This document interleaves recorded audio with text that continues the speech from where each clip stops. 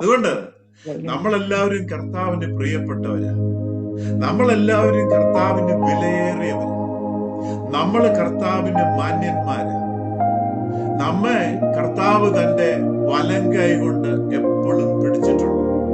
അവര് നമ്മോട് പറഞ്ഞിട്ടുള്ള പ്രബോധനം, ഉദ്ബോധനം എന്ന് പറയുന്നത്, ഞാൻ നിന്നെ കൈവിടത്തില്ല, ഞാൻ നിന്നെ ഉപേക്ഷിക്കത്തില്ല, ഒരു നാളും കൈവിടത്തില്ല, ഒരു നാളും ഉപേക്ഷിക്കത്തില്ല. നീ വെള്ളത്തിൽ കൂടെ കടന്നു പോകുമ്പോൾ ഞാൻ നിന്നോട് കൂടെ ഇരിക്കും.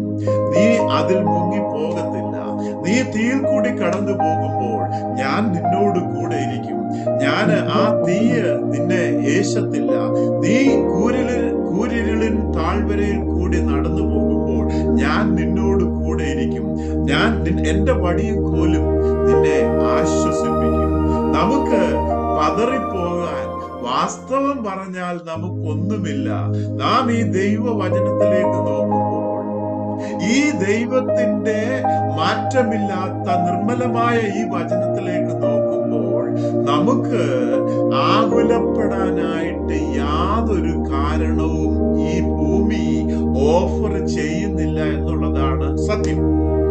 കാരണം പ്രപഞ്ച സൃഷ്ടാവായ കർത്താവ് നമ്മോട് കൂടെ ഇരിക്കുകയാ.